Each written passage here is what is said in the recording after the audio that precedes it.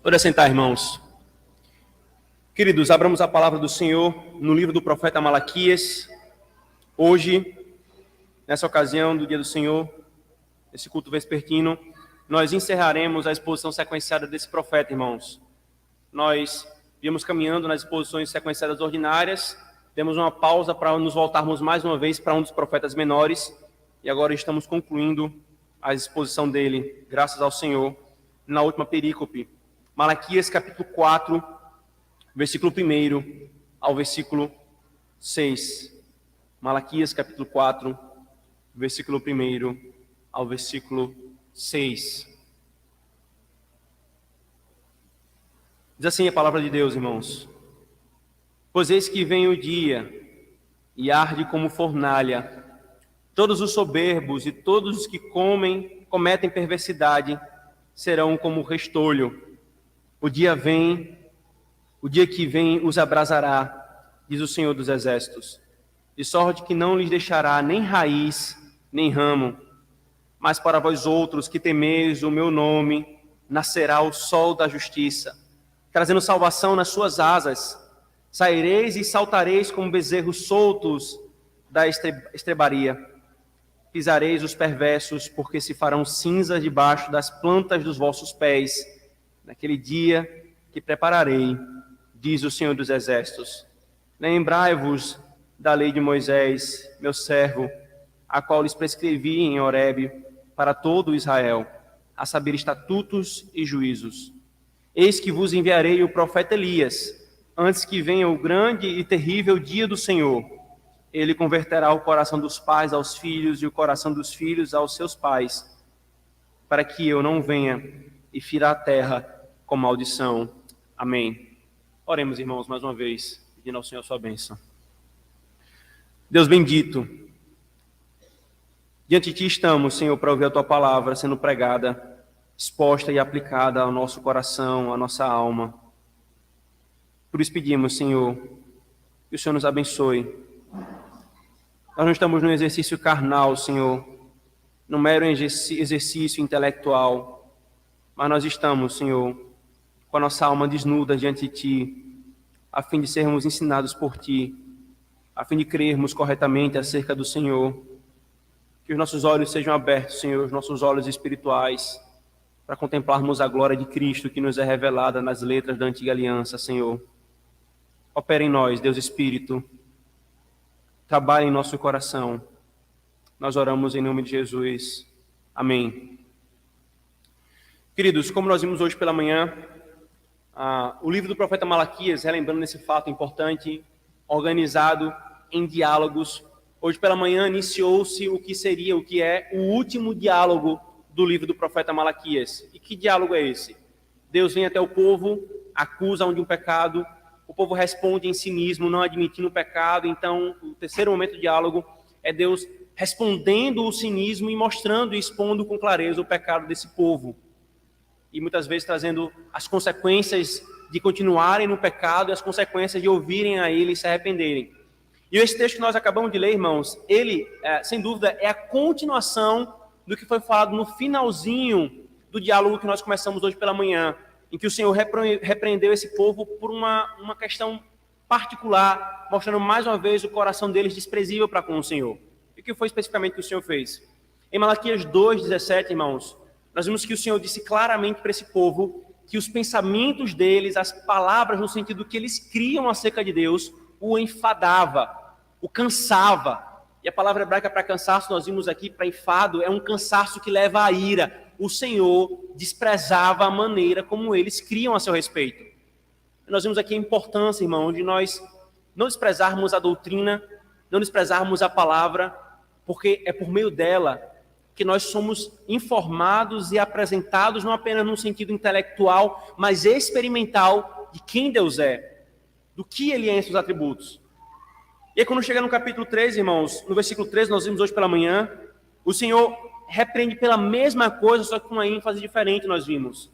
Enquanto em Malaquias 2:17, o Senhor repreende a crença deles, o que estava no coração deles ali oculto apenas na sua profissão de fé interna, eles agora estavam externando isso nas suas conversas mútuas uns com os outros.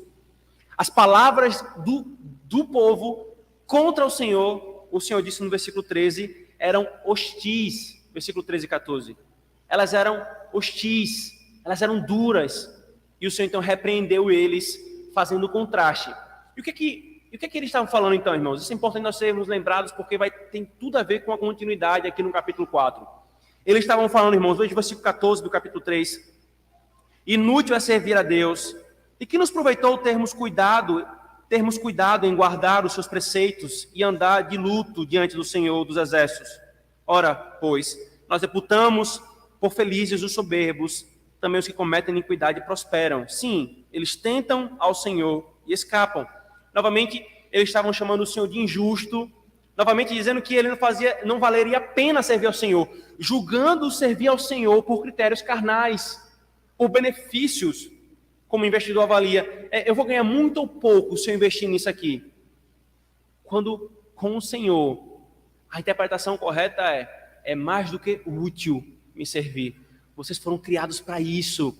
Mas o povo, carnalmente, falava isso do Senhor. E ele fez o contraste no versículo 16. Aqueles que o temiam, enquanto os que não o temiam, as suas conversas não eram santas. Enquanto os que não o temiam, a sua conversa era cheia de maledicência, especialmente contra o Senhor. Os que o temiam tinham uma conversa santa. E o texto fala, e o Senhor se inclina para ouvi-los, e o Senhor se agrada da conversa deles. E então, ainda, irmãos, no texto anterior, que nós vimos pela manhã, o Senhor faz referência a um dia. Veja o versículo 17. Eles serão para mim particular tesouro. Naquele dia que prepararei, diz o Senhor dos Exércitos, poupá-los-ei como um homem poupa seu filho que o serve. Ele fez referência aqui a um dia. E basicamente, irmãos, como nós falamos, a estrutura do que foi falado anteriormente no capítulo 3, versículos 17 do 2 e o início do 3, porque aqui agora é a mesma. Eles acusam o Senhor de injustiça. O Senhor responde dizendo, eu sou justo. Enquanto vocês estão atribuindo a mim a injustiça de não fazer diferença entre piedoso e impiedoso, injusto e injusto, eu digo a vocês que eu faço. E como lá no capítulo 3, ele repete aqui no capítulo 2, dizendo que a manifestação da sua justiça está na manifestação do seu Cristo. Só que aqui, lá, a ênfase foi na obra de Cristo, e nós vamos ver novamente um pouco disso, só que aqui a ênfase recai nesse dia do juízo. Enquanto ele fala da obra de Cristo, do Messias prometido, como uma obra que era de salvação e de juízo, e a obra de Cristo consiste nessas duas coisas, aqui a ênfase, e ele conclui lá a ênfase com a salvação, aqui a ênfase vai cair sobre preparem-se para esse dia em que o meu Messias virá, e vocês verão que eu faço diferença entre justos e injustos.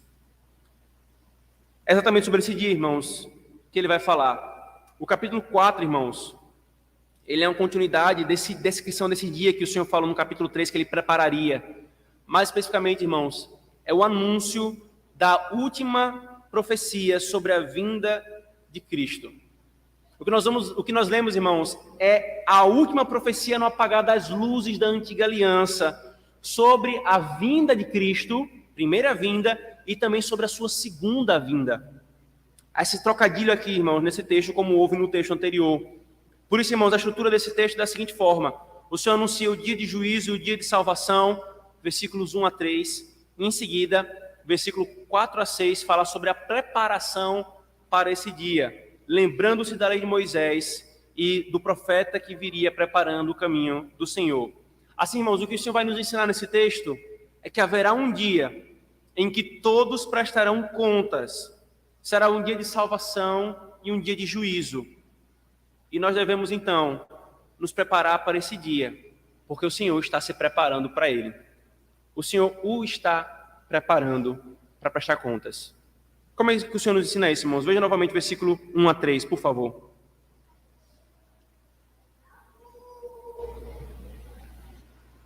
Pois eis que vem o dia e arde como fornalha.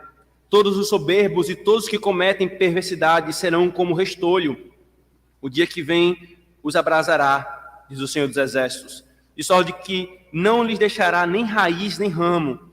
Mas para vós outros que temeis ao meu nome, será o nascer do sol, do sol da justiça, trazendo salvação nas suas asas. Saireis e saltareis como bezerros soltos da estrebaria. Pisareis os perversos, porque se farão cinzas debaixo das plantas de vossos pés, naquele dia que prepararei, diz o Senhor dos Exércitos. Aqui, irmãos, o Senhor, como eu falei, ele reitera o que ele falou no início do capítulo 3. O seu Cristo era a manifestação da sua justiça. E a obra dele consiste em dois aspectos. Só que aqui a ênfase agora cai sobre o dia em que esse Cristo vai manifestar-se. E nós vimos lá no capítulo 3 que as profecias do Antigo Testamento com relação ao Messias, elas sempre apresentam, embora aparentemente não com muita clareza em termos da ocorrência disso, esses dois aspectos da obra do Messias. É tanto que muitos no primeiro século achavam que o Cristo se manifestaria já em juízo, quando o Senhor deixa claro que a sua manifestação e a sua obra anunciada na Antiga Aliança de salvação e justiça, ela seria em duas ocasiões distintas. E aí nós falamos sobre um conceito na profecia, né, o que a gente chama de níveis, né, de distanciamento, né, como num pico de montanhas em que você consegue ver os topos das montanhas, mas você não consegue ver ao certo a distância entre elas, apenas se você olhar de cima. Assim eram muitas dessas profecias sobre o Messias, apresentando ele como Salvador e apresentando ele como um juiz, aquele que se manifestaria para a salvação e que se manifestaria para o juízo. E quando o Cristo manifesta, ele vem, fica claro a distância. Ele veio para salvar o perdido. Ele veio como um cordeiro manso. Ele veio como um humilde montado num filho de jumenta. Mas ele voltará como um rei vitorioso, montado em seu cavalo branco, com chamas de fogo nos olhos, para executar juízo. Agora aqui, irmãos, o Senhor coloca a ênfase no dia. Portanto, irmãos, lembremos, não tem como haver um dia de salvação se não houver um dia de juízo. É o mesmo dia, irmãos. Juízo e salvação andam juntos. Na mesma ocasião, o Senhor nos mostra, irmãos, na mesma ocasião ocorre juízo e ocorre salvação dos que são livrados do juízo. Por isso é salvação.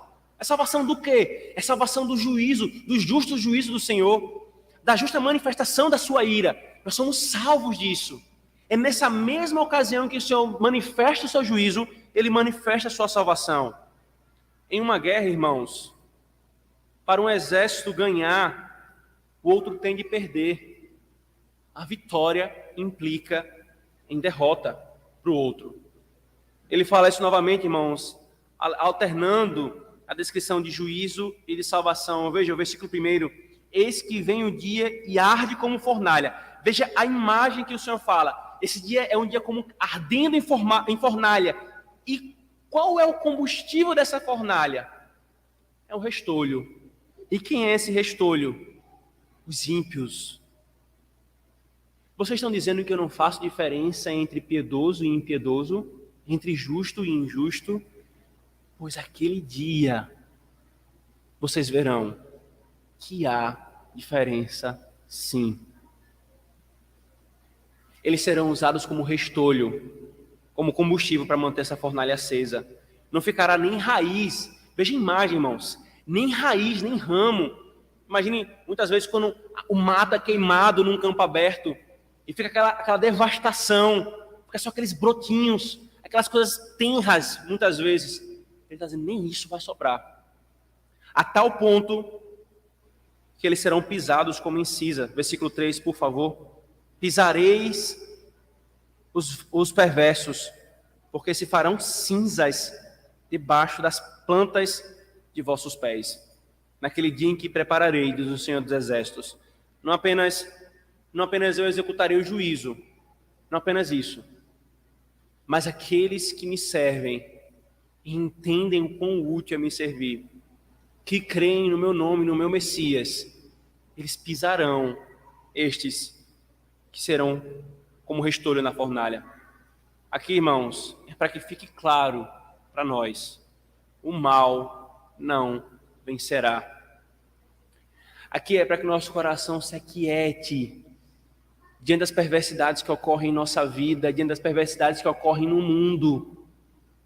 O mal não prevalecerá. Aqui é para que se destrua toda e qualquer vã esperança de que alguém pode caminhar a sua vida nesse mundo, desprezando o Cristo do Senhor, não beijando o Filho e achando que vai encontrar proteção naquela ocasião. Não ficará um ramo, uma raiz, apenas cinzas, apenas pó. Ele faz tudo isso aqui, irmãos, essa imagem forte, para colocar ênfase, diferente do que vocês estão falando. O meu juízo é certo e ele ocorrerá. Como se o Senhor estivesse dizendo, irmãos, eu vou mostrar a vocês que faço diferença entre ímpios e piedosos, sim. Sigam a vida achando que é desprezível me servir. Sigam a vida achando que não vale a pena adorar ao Deus vivo e verdadeiro. E vocês verão no final que eu faço diferença, sim.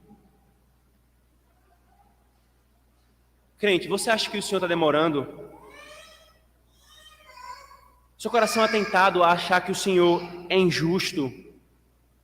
Você olha as perversidades que acontecem ao nosso redor e faz como Abacuque: Senhor, como tu permites essas coisas prevalecerem? Se seu coração é tentado a isso, crente, faça como Asaf. Faça com o segundo que o Senhor está nos conduzindo aqui. O Senhor está levantando a nossa cabeça dizendo assim: olhe para o final. Olhe para o dia do juízo, irmãos. O réu, querido, o réu não é condenado até o dia do julgamento. Temos alguns irmãos aqui da área do direito, que podem explicar com muita clareza isso. Ele não é condenado simplesmente quando ele é preso em flagrante. Ele não é condenado simplesmente quando ele é detido com prisão preventiva na cadeia. Ele não é condenado nem mesmo quando está a caminho do tribunal. Ele é condenado só depois de se apresentar diante do juiz e o juiz proferir a sua sentença. Condenado. Aqueles que desprezam a Cristo e continuam vivendo a vida desprezando a Cristo, já tem a declaração de condenação sobre eles, mas a execução vai ser dada naquele dia. O tardar, ou a aparente demora aos nossos olhos, irmãos, não pensemos que é porque a sentença do Senhor está falhando. Não pensemos isso, irmãos. O Senhor é soberano, Ele controla cada detalhe e evento da história. Ela não falha e ela não falhará, irmãos. Os homens ainda não se apresentaram diante do tribunal do juiz. Todos estão a caminho. Todos. A manifestação da bondosa providência do Senhor, fazendo prosperar os ímpios, não é sinal da bondade do Senhor graciosa sobre eles. Não. Esse povo estava confundindo as coisas, novamente julgando as questões por uma régua carnal e se perderam no meio do caminho. Muitas vezes, para nos dizer sem dúvida, a bondade do Senhor, dando saúde, bens, prosperidade, calmaria, tranquilidade, todo tipo de coisa agradável nessa existência, a um homem ímpio que não se converter até o fim da sua vida, simplesmente é um amontoar de brasas vivas sobre as suas cabeças. Os inimigos do Senhor têm fome, Ele lhes dá de comer. Os inimigos do Senhor têm sede, Ele lhes dá de beber. Ele está amontoando brasas vivas sobre a cabeça deles, irmãos. Por isso, não pensemos que a justiça do Senhor falhou, irmãos. Você é tentado a achar que não vale a pena servir a Deus, como nós vimos hoje pela manhã? Como nós vimos hoje pela manhã, muitos debocham dos crentes no Senhor, achando que eles estão perdendo a vida, considerando que é inútil servir a Deus, achando que é um fardo viver a vida como vivem, que há melhores e mais importantes coisas na vida do que temer ao Senhor, se relacionar com Ele e viver segundo o que Ele quer. Mas no último dia, irmãos, verão que inútil foi a vida que eles tiveram vivendo para si mesmos. Simplesmente correram atrás do vento.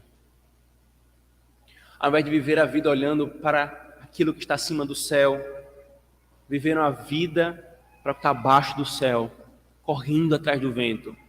Ali eles verão a inutilidade de viver assim.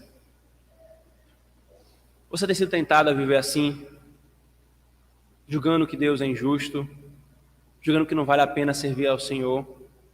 Lembre de que Paulo falou em 1 Coríntios 15, no Senhor, o nosso trabalho, o nosso serviço não é vão. Sabe em que ocasião ele falou isso?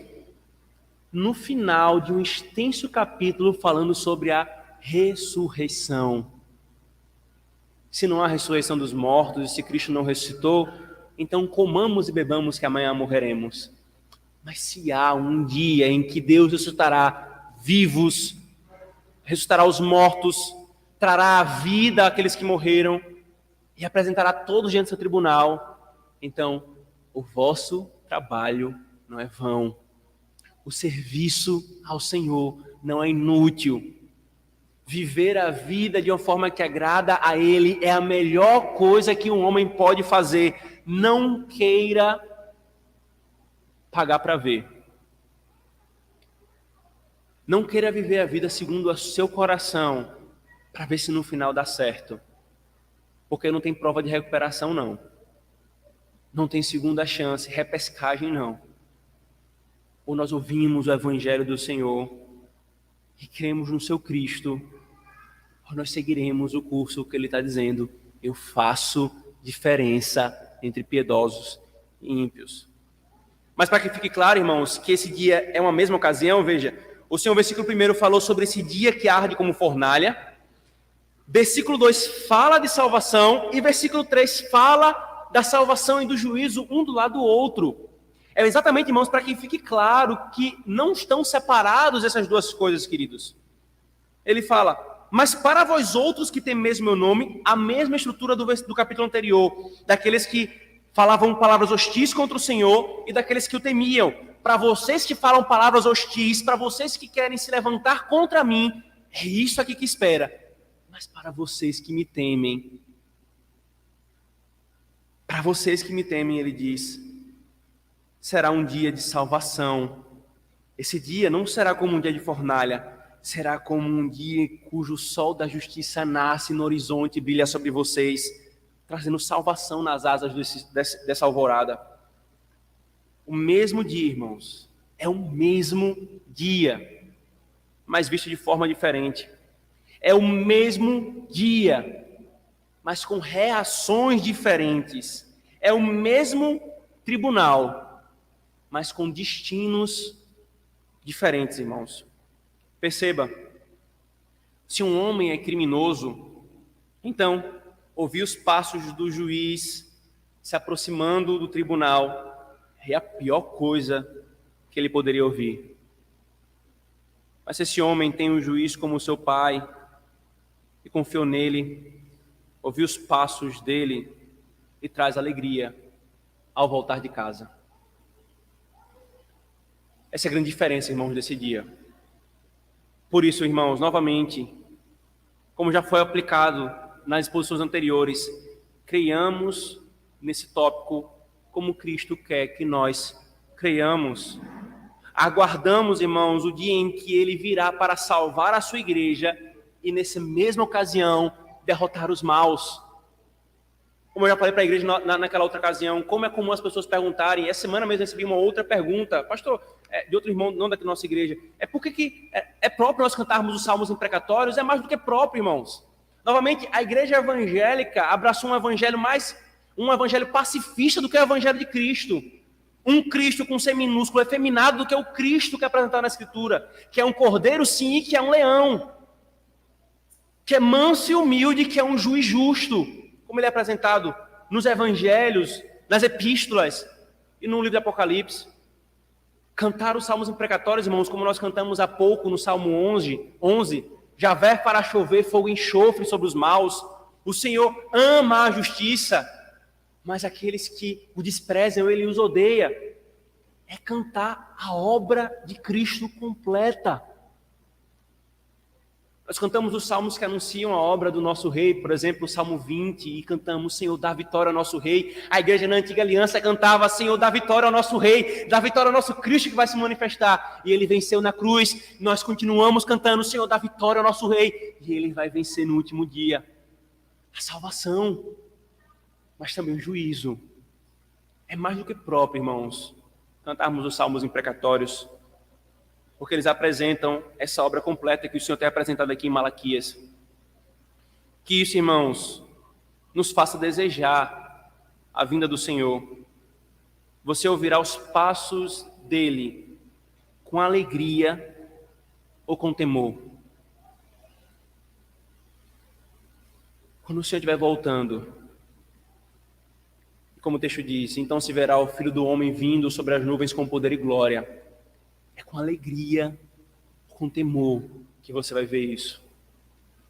Sabendo que será um dia de salvação para você, ou um dia de juízo.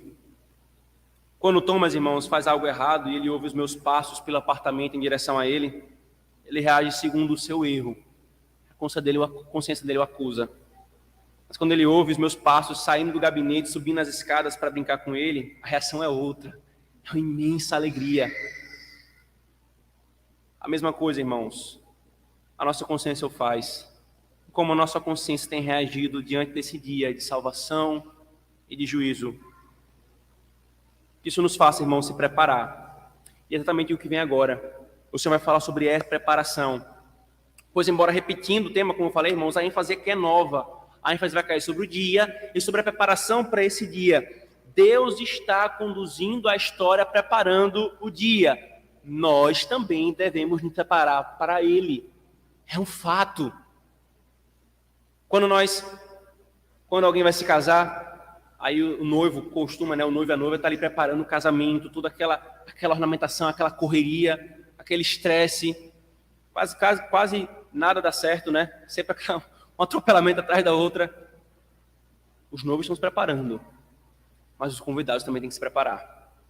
E essa é a imagem, irmãos, que o Senhor vai nos dar agora. Veja, por favor, versículo 4 a 6, por favor.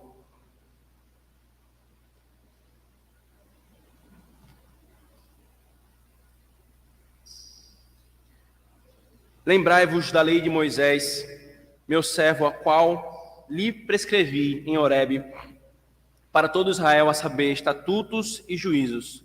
Eis que eu vos enviarei o profeta Elias, antes que venha o grande e terrível dia do Senhor.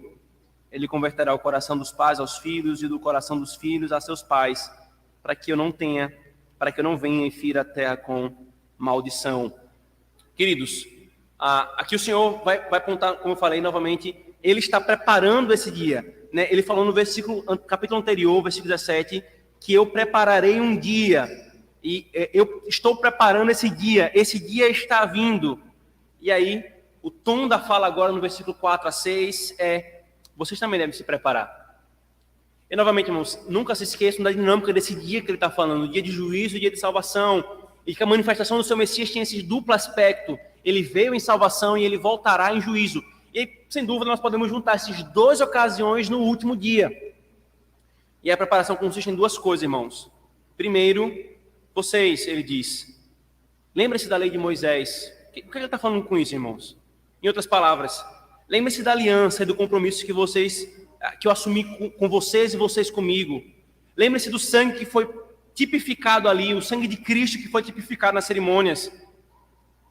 Lembre-se do que foi prefigurado na lei de Moisés por meio dos sacrifícios. Lembrem-se. Agora, tudo aquilo que eu entreguei vai fazer sentido, já. Está prestes a se manifestar a realidade. Lembrem-se, porque quando ele se manifestar, vocês vão saber que é dele que eu estou falando. Compreendam corretamente o que eu revelei até agora na antiga aliança, porque quando ele vier, vocês vão ver, esse é o Cordeiro de Deus que tira o pecado do mundo. E onde é que fala desse Cordeiro que tira o pecado? Na lei de Moisés. Não é à toa que João Batista começa citando isso acerca de Cristo. Ele é o Cordeiro de Deus. Tudo aquilo que foi anunciado na lei de Moisés, aqueles rudimentos, aquilo que realmente não purificava o pecado, não tinha valor e efeito de purificação verdadeira, espiritual e eterna, agora cumpriu o seu papel. Esse é o Cordeiro que tira o pecado do mundo. Por isso, irmãos, o Senhor faz um último lembrete. Apagando as luzes da antiga aliança, ele faz um último lembrete. Aí você fala assim, mas pastor, na nova aliança exatamente não vai ser anulada a lei cerimonial de Israel, a lei civil de Israel. Exatamente isso. Mas o lembrete é exatamente para apontar para o momento final desse uso dessa lei. Lembrem-se das sombras, porque está chegando a realidade. E vocês vão ver, é exatamente sobre ele que eu estava falando. O Senhor faz o último lembrete, irmãos, daquilo que eles deveriam ter preservado como anúncio da vinda de Cristo que estava por vir. E segundo, irmãos, essa preparação do Senhor, Ele nos chama a nos prepararmos dessa forma, e aí em seguida Ele vem: eis que eu vos enviarei o profeta Elias, antes que venha o grande e terrível dia do Senhor. E é curioso, irmãos, que ele fala aqui do profeta Elias, né? O profeta Elias, o seu ministério ali registrado no livro de 2 Reis, sem dúvida, foi um dos mais poderosos profetas do Antigo Testamento, muito é descrito acerca da sua obra, dos seus milagres. Muito daquilo que ele fez como profeta é usado como um paralelo para nós entendermos o ofício profético de Cristo na sua manifestação. E comumente, irmãos, ele e Moisés, veja, não é à toa que Moisés e ele estão aqui, são usados como os representantes dos profetas. Ele foi aquele que lutou contra o culto a Baal, ao falso Deus, durante o período dos reis.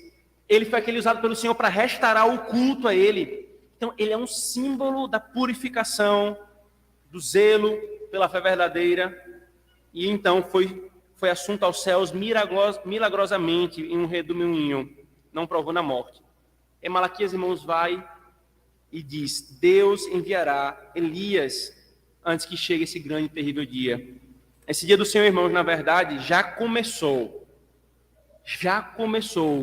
na primeira vinda de Cristo. E ele vai se consumar na sua segunda vinda. Estamos vivendo exatamente, irmãos, nós estamos vivendo exatamente o dia do Senhor, ou a linguagem dos apóstolos, os últimos dias. Os últimos dias, irmãos, não são dias que a gente espera que vai começar ainda. Os últimos dias começaram lá na manifestação de Cristo, lá na ascensão de Cristo no derramado do Espírito Santo. Os últimos dias começaram. É exatamente para que a igreja viva a cada dia sabendo: hoje pode ser o último dia, não simplesmente meu, da minha existência, da minha morte, da minha vida nessa terra, mas da humanidade. Desde então nós estamos vivendo os últimos dias, desde então nós temos vivido o dia do Senhor nesses termos. E ele anuncia que ele enviaria primeiro que prepararia esse caminho até a sua manifestação. Que Elias é esse, irmãos, que ele está se referindo? Abra, por favor, Mateus capítulo 17.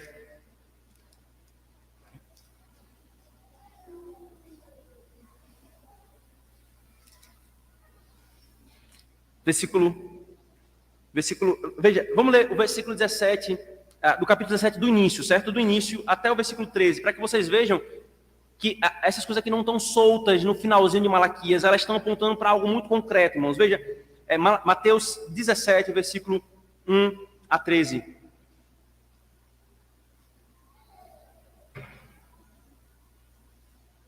Seis dias depois, tomou Jesus consigo a Pedro e aos irmãos Tiago e João e os levou em particular a um alto monte.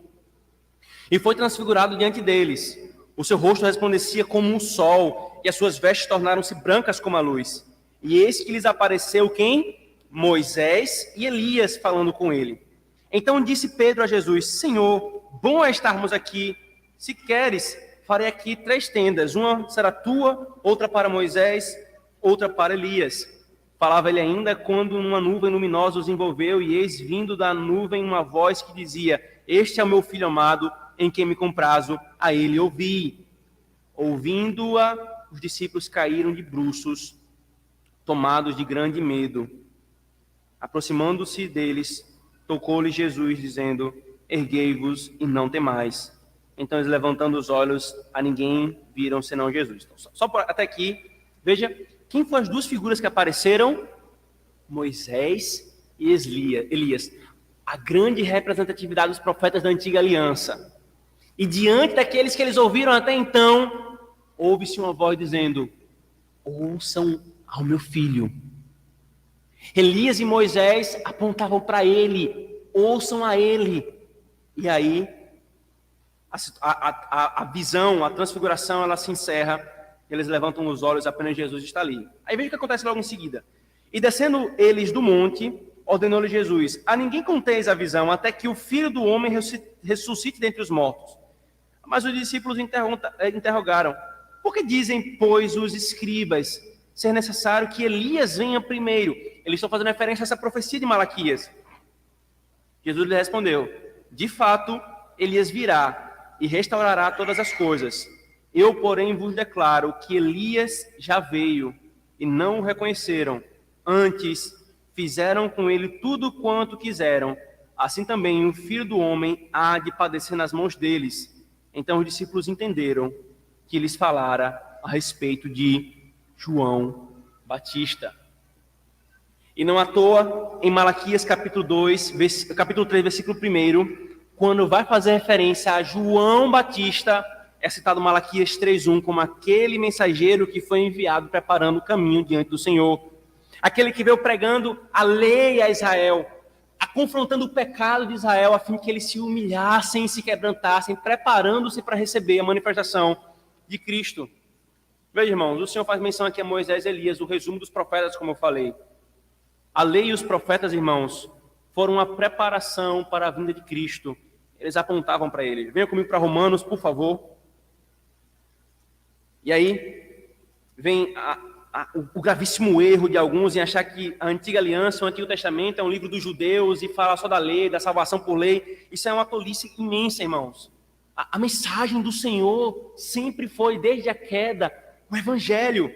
E Paulo fala exatamente isso. Romanos 1:1. Paulo, servo de Jesus Cristo, chamado para ser apóstolo, separado para o Evangelho de Deus. Esse Evangelho, o qual foi por Deus outrora prometido por intermédio de seus profetas nas Sagradas Escrituras. Não é outra coisa senão o que foi anunciado pelos profetas. É o mesmo Evangelho. O mesmo. O autor dos Hebreus, inclusive, quando chega no Hebreus capítulo 4, fala: não endureçam o seu coração como o povo de Israel endureceu o coração em Meribá. Aí ele fala assim: por que eu estou falando isso para vocês? Porque eles receberam o mesmo evangelho que vocês estão recebendo. A eles foi anunciadas as boas novas, como a vocês está sendo anunciadas as boas novas. Não endureça o coração. Pedro, irmãos, por favor, 1 Pedro.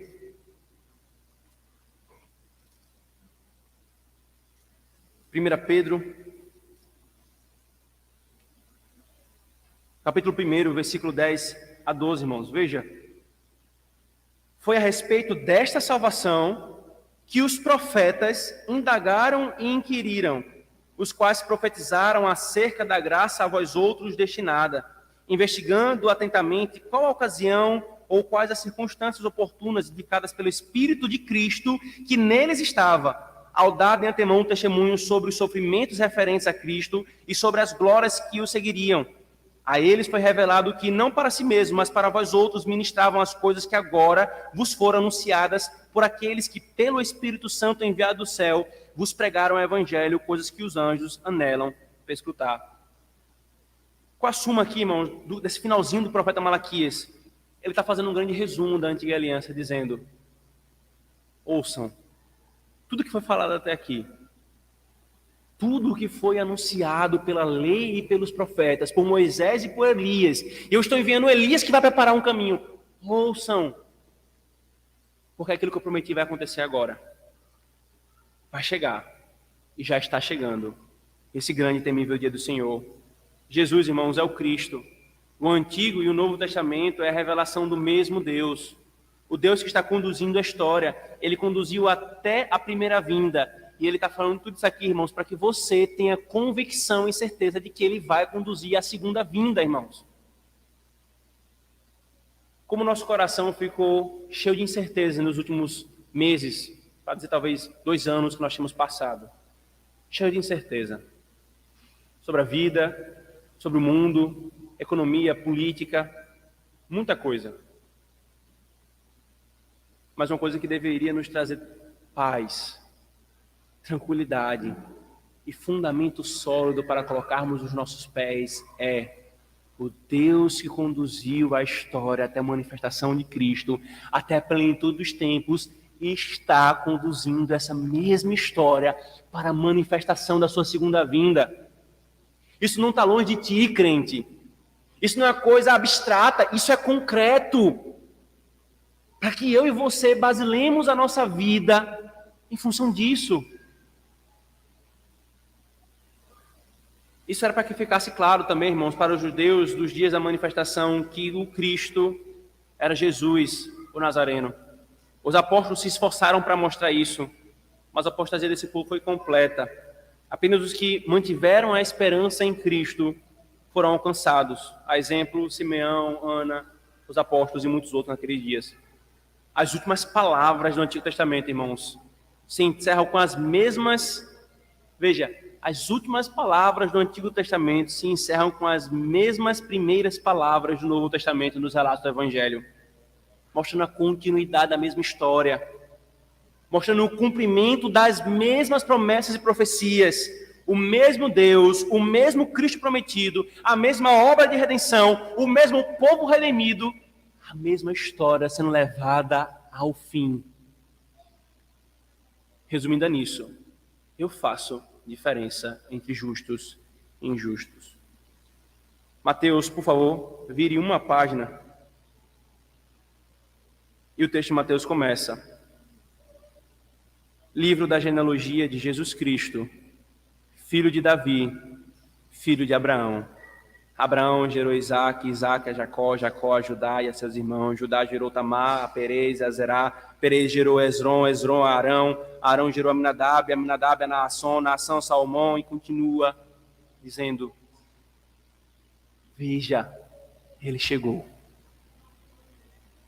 Em seguida apresenta-se João Batista anunciando no deserto: preparem um caminho para o Senhor, arrependei-vos dos vossos pecados.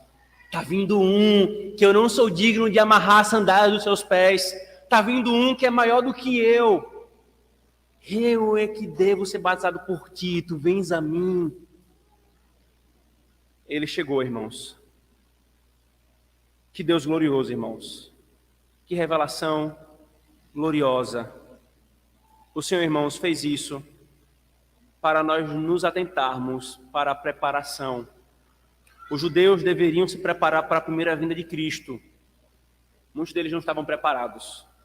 Mas agora, nós devemos nos preparar para a segunda vinda de Cristo. Os mesmos crentes na antiga aliança que estavam olhando com fé para o Cristo prometido, aguardando a sua manifestação. E novamente, veja Simeão, veja Ana, a maneira como eles exultam ao Senhor por os seus olhos terem visto aquela manifestação. Essa mesma fé está agora em nós, com o Cristo manifesto, olhando lá para frente, desejando ardentemente a manifestação de Cristo. Crente, prepare-se para isso. Se você não é crente, acorde e prepare-se para esse dia.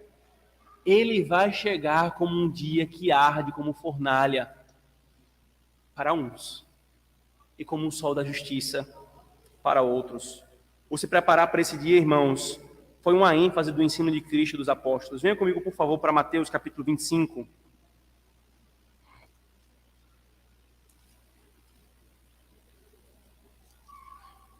Deixa eu ler de Mateus 25, venha comigo primeiro para Tito, é um texto mais curto, nós vamos encerrar com esses dois textos.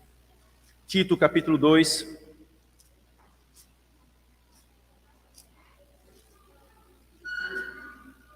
Tito, capítulo 2, versículo 11 a 13.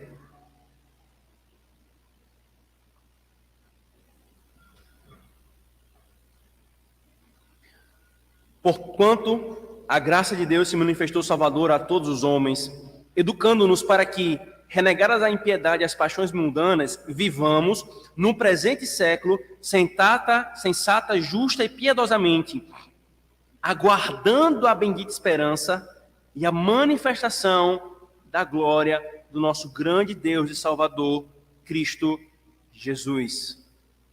Enquanto nós estamos aguardando, nós estamos vivendo justa, santa e sensatamente, preparando-nos para esse dia. Mateus capítulo 25, irmãos, por favor. Veja como o Senhor falou sobre isso. Todo um capítulo só para falar sobre a preparação para esse dia. Então, o reino dos céus será semelhante a 10 virgens que, tomando a sua lâmpada, saíram a encontrar-se com um noivo. 5 dentre elas eram nécias e 5 prudentes. As nécias ao tomarem as suas lâmpadas, não levaram consigo azeite. No entanto, as prudentes, além das lâmpadas, levaram azeite nas vasilhas. E tardando o noivo, foram todas tomadas de sono e adormeceram.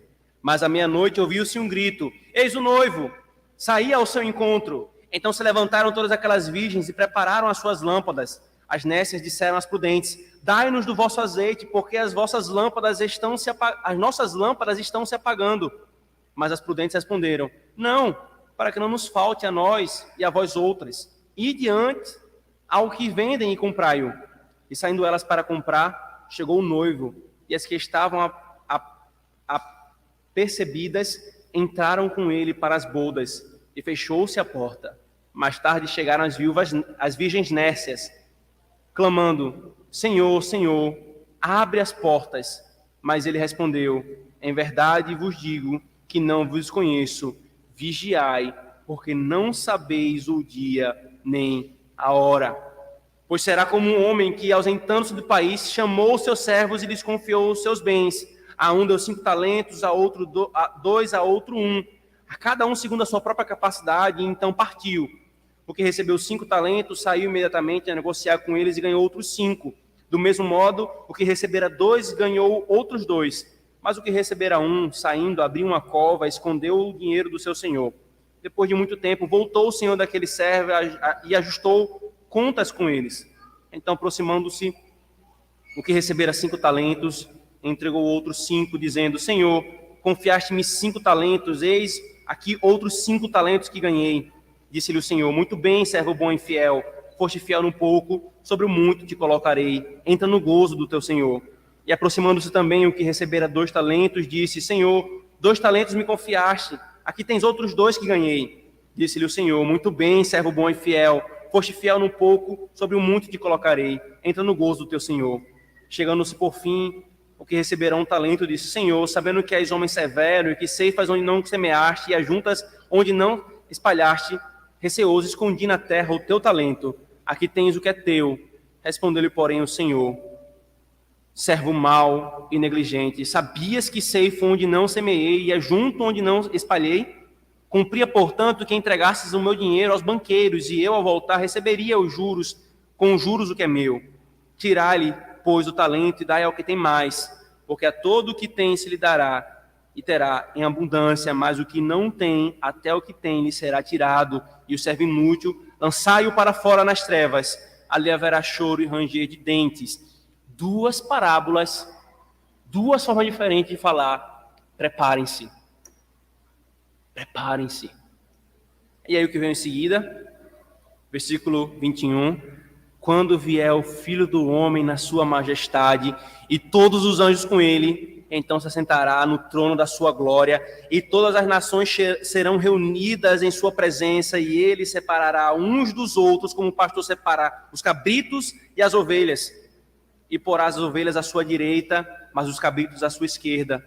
Então dirá o rei aos que estiverem à sua direita: vinde, bendito do meu Pai, entrai na posse do reino que vos será preparado, que vos está preparado desde o dia da fundação do mundo. Agora o versículo 41. Então o rei dirá também aos que estiverem à sua esquerda: apartai-vos de mim, malditos, para o fogo eterno, preparado para o diabo e os seus anjos. Não é à toa, irmãos. Malaquias encerra com uma maneira como Cristo anunciava: preparem-se para esse dia. A pergunta então é, irmãos, você tem se preparado? Nós temos nos preparado, irmãos. A volta de Cristo é uma realidade mais certa do que qualquer coisa que você tenha por certa nessa vida. Nós vivemos segundo esse fato futuro, ou nós vivemos como se ele não existisse? O Cristo do Senhor veio, irmãos. O Cristo do Senhor voltará. Coloquemos a nossa fé nele e que sejamos encontrados nele. Oremos.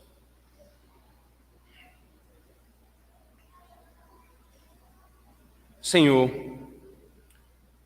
louvado seja o teu nome, porque tu és Deus justo e santo. Tu és Deus que controla toda a história, e o mal, Senhor, não triunfará no final. O Senhor executará o justo juízo, e o Senhor trará salvação não aos que são justos por si mesmos, porque não há nenhum justo sequer, Senhor, ninguém que faça o bem. Todos nós da humanidade extraviamos no nosso caminho. A todos nós era inútil e é inútil servir a Ti. Mas o Senhor abriu os nossos olhos. Então o Senhor manifestará a salvação também àqueles que creem em Ti. Faz-nos, Senhor, ter esse dia diante do nosso coração, que isso norteie a nossa existência, a nossa vida nesse mundo, Senhor. Que isso nos faça desejar esse dia ardentemente, que nos faça nos preparar para Ele, Senhor, segundo o Senhor quer que nós nos preparemos, porque o Senhor o está preparando. Inevitavelmente, todos os homens se apresentarão diante de Ti. Que nossos olhos estejam postos em Ti, Senhor, e nós sejamos encontrados em Ti. Prepara-nos, Senhor, para esse dia. Reveste-nos de Cristo, que sejamos encontrados nele. Nós oramos em nome de Jesus. Amém.